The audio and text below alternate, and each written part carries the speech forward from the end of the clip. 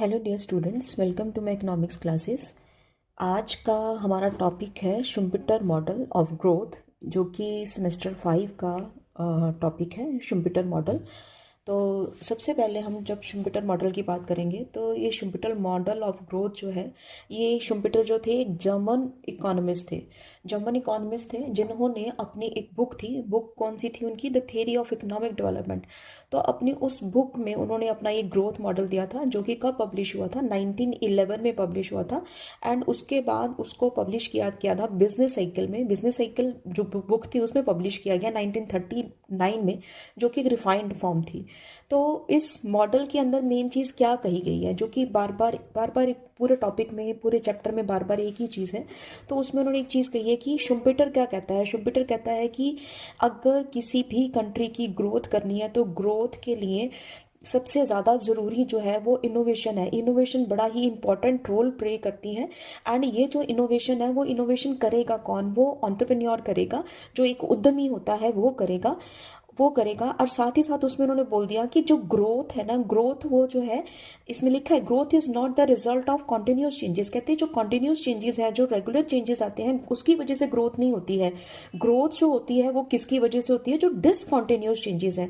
Discontinuous means continuity खत्म हो जानी, तो उन डिसकॉन्टिन्यूस चेंजेस की वजह से ही जो है वो ग्रोथ होती है। एंड साथ ही साथ जब ये वाली ग्रोथ होती है तो उस ग्रोथ की वजह से फिर क्या होगा, हमारा इनकम लेवल, आउटपुट लेवल, हमारी जो इकोनॉमी है वो ग्रो करेगी।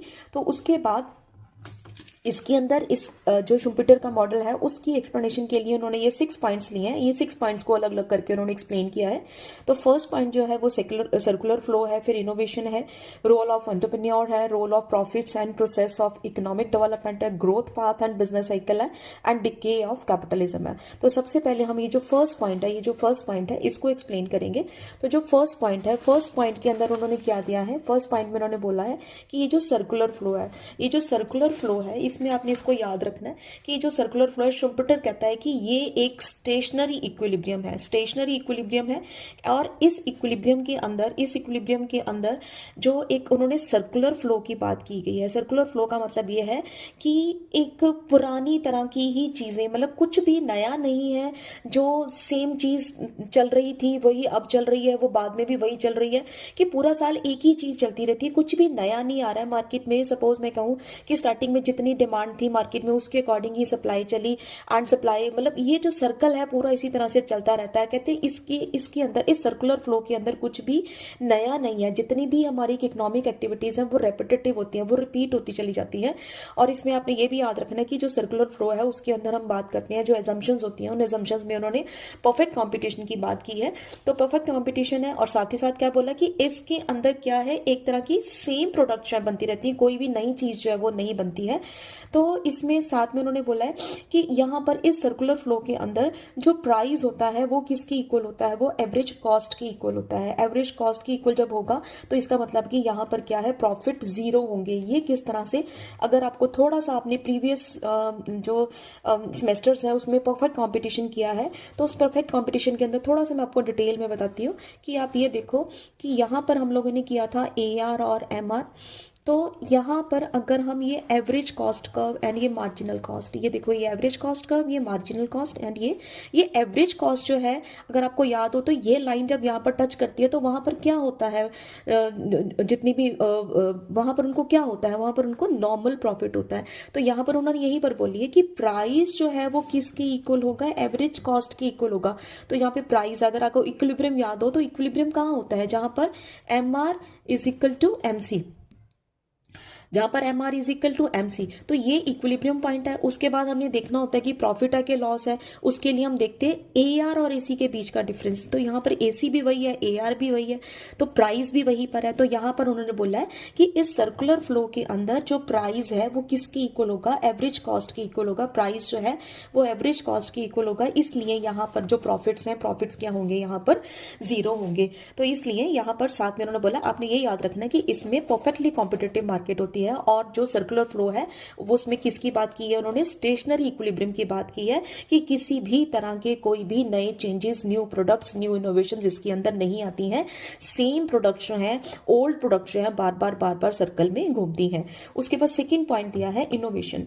अब इनोवेशन में उन्होंने बोला है कि अगर हमने इस सर्कुलर फ्लो को ब्रेक करना है, इस स्टेशनरी इक्विलिब्रियम को अगर हमने ब्रेक करना है, तो उसको ब्रेक करने के लिए, इसको ब्रेक करने के लिए क्या जरूरी है, इनोवेशंस होनी चाहिए। अब वो 5 तरह की कौन सी इनोवेशंस हैं, वो कहते हैं कि आप कोई ना कोई न्यू प्रोडक्ट की लॉन्च कर दो, या कोई मार्केट में न्यू मेथड ऑफ प्रोडक्शन ले आओ। साथ में जैसे न्यू प्रोडक्ट है, मान लो मैं ये कहूँ कि स्टार्टिंग में कोई भी अगर इनोवेशन है, तो स्टार्टिंग में हम कह सकते हैं कि कोई न्यू फोन आया है। अब वो जो न्यू फोन है स्टार्टिंग में बिल्कुल नई इनोवेशन अगर हम बात करें, तो नई इनोवेशन के अंदर अगर अभी हम टच स्क्रीन की बात नहीं करेंगे, हम बटन वाले फोन्स की बात कर सकते हैं कि स्टार्टिंग में वो वाले फोन जो थे वो लॉन्च हुए थे, वो तो न्यू प्रोडक्ट आई। तो उस यहाँ पर जो ये मेन काम है वो कौन, इनोवेशन कौन कर रहा है, वो इनोवेटर कर रहा है, इनोवेटर कर रहा है। एक चीज और आपको ध्यान में रखनी पड़ेगी, इनोवेशंस और इनोवेशंस होती क्या है, इनोवेशंस क्या है, इनोवेशंस का मतलब क्या है कि सपोज हमने कोई इन्वेंशन की, जब हमने कोई चीज नई बनाई, इन्वेंशन हुई, कोई खोज हुई, जब किसी चीज की खोज हुई, तो उस चीज को जब हम प्रैक्टिकली मार्केट में लेके आते हैं, प्रैक्टिकली अप्लाई करते हैं, दैट इज इनोवेशन। तो यहां पर उन्होंने बोला कि वो प्रोडक्ट, उन्होंने न्यू प्रोडक्ट लॉन्च की, क्या सपोज मैं ये कह रही हूँ कि कोई भी बटनों वाले फोन थे, वो स्टार्टिंग में आए, वो प्रोडक्ट आई। अब उसके लिए उन्होंने क्या बोला कि उन्होंने क्या साथ में ढूंढा, new methods of production. Methods of production की कोई प्रोडक्ट हमने बनानी है, तो उसके लिए कौन सी टेक्निक बेटर हो सकती है, कैसे मेथड चूज करें कि हमारी जो कॉस्ट है वो कम आए। तो ये न्यू मेथड्स ऑफ प्रोडक्शन की बात की है। उसके बाद उन्होंने बात की है कि opening up a new market.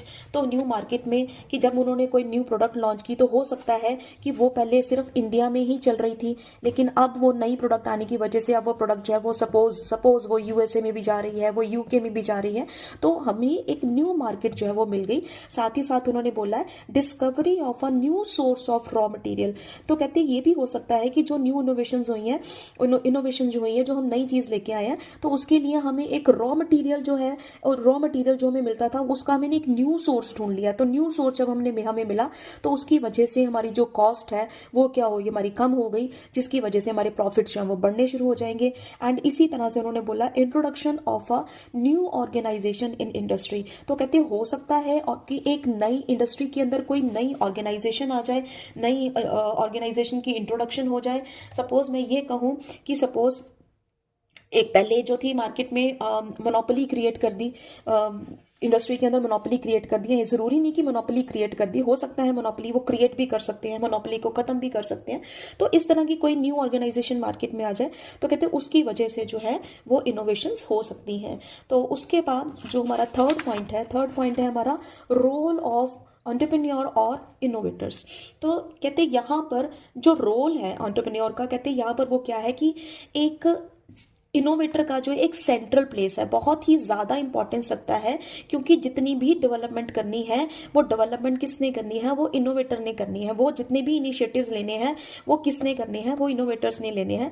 तो कहते हैं यहाँ पर एंटरप्रेन्योर को अगर उसने कोई इनोवेशन करनी है, तो उस इनोवेशन के लिए उसको किन किन चीज़ों की रिक्वायरमेंट होगी। तो वो कहते हैं 2 रिक्वायरमेंट है उसकी, एक उसको क्या है, एक उसको चाहिए टेक्निकल नो हाउ, और दूसरी क्या चाहिए उसको, कैपिटल। तो कहते हैं यहाँ पर जो टेक्निकल नो हाउ है उसमें हो सकता है कि वो न्यू प्रोडक्ट लेके आए, जो है न्यू फैक्टर्स एंड रिसोर्सेज लेके आए। तो कहते हैं ये जो है उसके लिए कोई इतनी मुश्किल बात नहीं है। तो उसके बाद इसमें उन्होंने बोला है कि जो कैपिटल है उसके लिए दूसरी चीज़ की क्या रिक्वायरमेंट है, कैपिटल की रिक्वायरमेंट है। तो कहते हैं कैपिटल जो है वो उसको कहाँ से अवेलेबल होगी, वो उसको बैंक से अवेलेबल, बैंक क्रेडिट जो है, बैंक क्रेडिट या बैंकों से वो जाके अपना जो है बैंक क्रेडिट की बात करेगा। बैंक क्रेडिट की बात की है यहाँ पर उसने कि बैंकों से वो लोन वगैरह ले सकता है। तो यहाँ पर उन्होंने बोला कि जितनी ज़्यादा बैंक क्रेडिट की फैसिलिटीज़ उसको मिलेंगी, उसकी वजह से जो लेवल ऑफ इन्वेस्टमेंट्स है वो उतना ही ज़्यादा उसका बढ़ता चला जाएगा। साथ ही साथ उसकी सेविंग्स बढ़ेंगी, साथ ही साथ उसके जो डेवलपमेंट प्रोग्राम्स हैं वो उतने ही ज़्यादा होने शुरू हो जाएंगे। तो इसलिए 2 चीज़ें हैं, 2 चीज़ों की रिक्वायरमेंट क्या है, एक टेक्निकल नो हाउ और दूसरी क्या है आपकी कैपिटल की। कैपिटल उसको कहाँ से मिलेगी, बैंकों से मिलेगी, जिसमें बैंक क्रेडिट की बात की है या बैंकों से लोन्स की बात की है। उसके बाद है इसमें role of profit and process of economic development. अब यहां पर उन्होंने बोला कि जब इनोवेशंस हो गई, जब इनोवेटर्स ने कोई न्यू प्रोडक्ट लेके आए मार्केट में, न्यू प्रोडक्ट उसने लॉन्च की, तो उसमें क्या होगा कि जब एक फील्ड में इनोवेशन होती है ना, तो एक फील्ड में इनोवेशन होने की वजह से दूसरे फील्ड में भी मोटिवेशंस मिलनी शुरू हो जाती हैं। दूसरे फील्ड में भी मोटिवेशन मिलने कैसे शुरू हो जाती है, जैसे कि हम ये कहें कि मान लो कि मोटर कार इंडस्ट्री है, वो अभी स्टार्टिंग में मोटर कार इंडस्ट्री है। अब उसकी वजह से क्या हुआ, इसके आने मोटर कार इंडस्ट्री के आने की वजह से क्या हुआ कि मार्केट में जो रबर टायर्स थी उसमें इन्वेस्टमेंट्स होनी शुरू हो गई, जो प्रोडक्ट पेट्रोलियम प्रोडक्ट्स से उनमें इन्वेस्टमेंट्स होनी शुरू हो गई। तो यहाँ पर उन्होंने बोला कि एक फील्ड में जो इन्वेस्टमेंट्स हैं उसकी वजह से दूसरे फील्ड्स में भी जो इनोवेशंस हैं, जो इन्वेस्टमेंट्स हैं वो होनी शुरू हो जाती हैं। तो ये जो यहाँ पर उन्होंने बोला जो प्रोसेस ऑफ इकोनॉमिक ग्रोथ है ना, ये जो है स्वार्म लाइक क्लस्टर है। स्वार्म लाइक क्लस्टर अगर आपने देखा होगा, जो मक्खियों के झुंड होते हैं तो वो एकदम से जैसे इकट्ठे, जैसे एक के साथ दूसरा, दूसरे का साथ, एक जहां जाएगा दूसरा वहां, तीसरा वहां, तो एक तरह से ये जो झुंड बनते हैं, झुंड बना के जो चलते हैं, तो उस चीज की उन्होंने बात बोली। जो प्रोसेस ऑफ इकोनॉमिक ग्रोथ है वो स्वार्म लाइक क्लस्टर की तरह हो जाता है। उसके बाद अगर हमने बात, इसमें फिफ्थ पॉइंट जो है वो हमारा economic growth and business cycle. Economic growth, इसमें इकोनॉमिक ग्रोथ पाथ आएगा, economic growth path and business cycle. तो यहाँ पर economic growth path and business cycle को उन्होंने कैसे एक्सप्लेन किया, डायग्राम के थ्रू एक्सप्लेन किया हुआ है इसमें। तो इसमें आप देखो कि इसमें उन्होंने ओ एक्स एक्सिस के ऊपर टाइम एक्सप्लेन किया है, ओ वाई एक्सिस के ऊपर उन्होंने economic growth and trade cycle को एक्सप्लेन किया है। यहाँ पर ये जो लाइन है, अब ये देखो लाइन जो है, ये वाली जो लाइन है, ये लाइन जो है वो इक्विलिब्रियम पाथ है। इक्विलिब्रियम पाथ मतलब स्टेशनरी इक्विलिब्रियम की यहाँ पर बात की हुई है। तो यहाँ पर उन्होंने यहाँ पर बोला है कि स्टार्टिंग में जब भी कोई न्यू इनोवेशन होगी, तो न्यू इनोवेशन जो है उसके लिए यहाँ पर उन्होंने सपोज कोई न्यू प्रोडक्ट लॉन्च की है, तो अगर कोई न्यू प्रोडक्ट लॉन्च की है तो उसके लिए और ये जो न्यू प्रोडक्ट लॉन्च की है उसको उन्होंने प्राइमरी वेव बोला है। प्राइमरी वेव का मतलब यहाँ पर ये है कि एक तरह से बिल्कुल हम बोलेंगे कि ग्राउंड ब्रेकिंग इन्वेंशन होती है। ग्राउंड ब्रेकिंग इन्वेंशन बिल्कुल नई तरह की इन्वेंशन है, जिसमें कि हर चीज़ उसको नए सिरे से करनी पड़ती है। हो सकता है उसमें उसकी कॉस्ट भी ज़्यादा आ जाए, टाइम भी उसका ज़्यादा लगे, मतलब हर चीज़ उसने नई तरीके से की है, तो उसकी ये प्राइमरी इनोवेशन कह सकते हैं। तो प्राइमरी वेव में क्या है कि एकदम से बहुत ज़्यादा बूम नहीं मिलता, एकदम से बहुत ज़्यादा जो ग्रोथ है वो नहीं होती है, तो ये प्राइमरी वेव है। यहाँ पर ये सपोज मैं बोलूं कि 1988 में सपोज कंप्यूटर आए, तो ये एक तरह की बिल्कुल नई जो थी, नई इनोवेशन थी। अब नई इनोवेशन, अब उसके बाद क्या हुआ कि इसमें एकदम से बहुत ज्यादा बूम उसको नहीं मिला, तो धीरे धीरे वो क्या हुआ, एकदम से कम होना शुरू हो गया। लेकिन उसके बाद क्या हुआ, एक सेकेंडरी वेव आई। अब जो सेकेंडरी वेव आई वो इसी की बेस्ड पर थी। मान लो सपोज हमने क्या बोला कि यहाँ पर 1980 में कंप्यूटर्स आए। अब कंप्यूटर्स के बाद अगर आप देखो, कंप्यूटर्स के बाद आप देखो तो उसके बाद एलईडीज आ गई, तो ये एक इसी के बेस पर एक नया चेंज था। ठीक है, तो ये इसी तरह से उन्होंने बोला एलईडीज के बाद हम बोलेंगे कि सपोज अगर हमारे पास लैपटॉप आ गए तो नए नए चेंजेस आ गए। तो यहां पर उन्होंने ये चीज कही है कि प्राइमरी वेव के बाद एक सेकेंडरी वेव आएगी, जो कि क्या होगी, एक तरह से ये जो प्राइमरी वेव थी, प्राइमरी वेव में क्या हुआ कि नो डाउट उसमें प्रोडक्ट लॉन्च हुई, बनी, लेकिन वो धीरे धीरे क्या हो गई, खत्म हो गई। आपने भी देखा होगा प्रैक्टिकली, अगर आप देखो तो अब आप पुराने कंप्यूटर यूज नहीं करते, तो जो पुरानी प्रोडक्ट थी वो खत्म हो गई। उसकी जगह पर क्या हुआ, एक नई चीज आ गई, नई इनोवेशन आ गई। अब इसी तरह से नई फर्स्ट इनोवेशन के बाद सेकेंड, सेकेंड के बाद थर्ड, तो उन्होंने यहाँ पर बोला कि जो सेकेंडरी वेव होगी, जो वो क्या होगी, एक रिफाइंड इनोवेशन होगी। एंड उसमें क्या होगा, वो इसके कंपैरेटिवली उसमें जो प्रोडक्शन लेवल है, जो इन्वेस्टमेंट्स हैं वो क्या हो जाएंगी, ज्यादा हो जाएंगी। हो सकता है इसमें उसकी जो कॉस्ट है वो कम आए, जिसकी वजह से उनके प्रॉफिट्स जो है वो ज्यादा बढ़ने शुरू हो जाएंगे। तो ये बूम की सिचुएशन है। तो अगर आपको ट्रेड साइकिल के बारे में पता है, तो जब एक बार बूम की सिचुएशन आती है तो बूम के बाद क्या आता है आपका रिसेशन, रिसेशन के बाद क्या आता है, सेम चीज में क्या आएगा, डिप्रेशन। एंड धीरे धीरे क्या होना शुरू हो जाएगा, रिवाइवल होना शुरू हो जाएगा। बस इसमें आपने ये याद रखना है कि एक प्राइमरी वेव के बाद जो है, प्राइमरी वेव किस पर बेस्ड होगी, ग्राउंड ब्रेकिंग इनोवेशन पर बेस्ड होती है। लेकिन जो सेकेंडरी वेव है वो किसके ऊपर बेस्ड है, रिफाइंड इनोवेशंस के ऊपर बेस्ड है। तो इसमें आप कोई भी इसमें इसमें आप एग्जांपल्स, आप बहुत सारी एग्जांपल्स, जैसे मैंने बोला कि पहले बटन्स वाले फ़ोन थे, उसके बाद टच स्क्रीन फ़ोन आ गए, उसके बाद मतलब और भी काफ़ी नए नए फीचर्स उसमें आ गए। अब नए नए हर फ़ोन के अंदर हर साल, दूसरे साल, तीसरे साल जब नए फ़ोन्स आते हैं तो वो पुराने फ़ोन्स जो हैं, अगर आपने देखा होगा तो वो चलने बंद हो जाते हैं। तो एक पुरानी जो चीज़ है वो ख़त्म हो जाती है, उसके बाद जो नई इनोवेशंस होती हैं वो आनी स्टार्ट हो जाती हैं। तो उसमें उन्होंने यही इसी चीज़ की बात की गई है।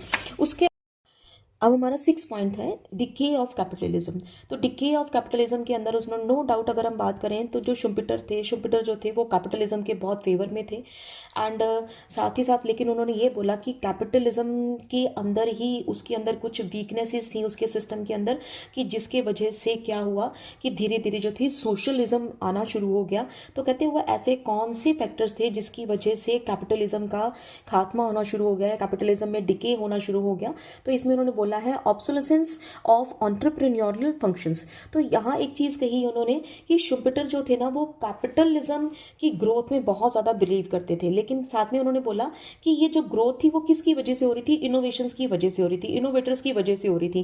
कहते जब इनोवेशन से उनके लिए एक रूटीन वर्क बन गया, तो अब जब रूटीन वर्क बना, प्रॉफिट्स बढ़ने शुरू हो गए, इन्वेस्टमेंट्स बढ़ने शुरू हो गए, तो उसके लिए उन्होंने पेड वर्कर्स की बात की। तो पेड वर्कर्स को उन्होंने हायर करना शुरू कर दिया, वर्कर्स को पे करना शुरू कर दिया। और साथ ही साथ क्या हुआ, इसकी वजह से उनके जो प्रॉफिट्स थे वो धीरे धीरे कम होने शुरू हो गए, जिसकी वजह से कैपिटलिज्म में डाउनफॉल होना शुरू हो गया। उसके बाद सेकेंड पॉइंट उन्होंने दिया है डिस्ट्रक्शन ऑफ इंस्टीट्यूशनल फ्रेमवर्क। तो यहाँ पर उन्होंने बोला हुआ है कि जो कैपिटलिज्म में जो राइज था वो कहते बेस था प्राइवेट प्रॉपर्टी के ऊपर बेस था, एंड जिसकी वजह से ही कैपिटलिज्म में ग्रोथ हो रही थी। अब लेकिन कहते हैं साथ ही साथ जब कैपिटलिज्म में ग्रोथ हुई ना, तो कैपिटलिज्म में ग्रोथ होने की वजह से क्या हुआ, बिग बिजनेस हाउसेस जो थे वो आने शुरू हो गए। बिग बिजनेस हाउसेस क्यों आए, क्योंकि इनोवेशंस की वजह से, जैसे कि हमने पीछे किया था स्वार्म लाइक क्लस्टर की, एक इनोवेशंस की वजह से बाकी और भी इनोवेशंस, या एक इनोवेटर की वजह से दूसरे और इनोवेटर्स जो थे वो मार्केट में आने शुरू हो गए। तो उसकी वजह से उन्होंने यहाँ पर बोला हुआ है कि बिग इंडस्ट्रियल हाउसेज जो थे, सॉरी बिग बिजनेस हाउसेज जो थे वो एग्जिस्टेंस में आने शुरू हुए। एंड साथ ही साथ उन्होंने बोला कि उसमें क्या हुआ, पेड वर्कर्स जो थे या शेयर होल्डर्स थे जो थे वो उनकी जगह पर आने शुरू हो गए। तो कहते इसके बाद क्या हुआ कि जो the rights of capitalism are replaced by the rights of share holders. तो उन्होंने बोला कि यहाँ पर जो कैपिटलिज्म के राइट्स जो थे वो किसके पास चले गए, वो शेयर होल्डर्स के पास चले गए, एंड जिसकी वजह से इनका डिस्ट्रक्शन होना शुरू हो गया। तो ये सारा ओवरऑल मॉडल था शुम्पिटर मॉडल। Thank you.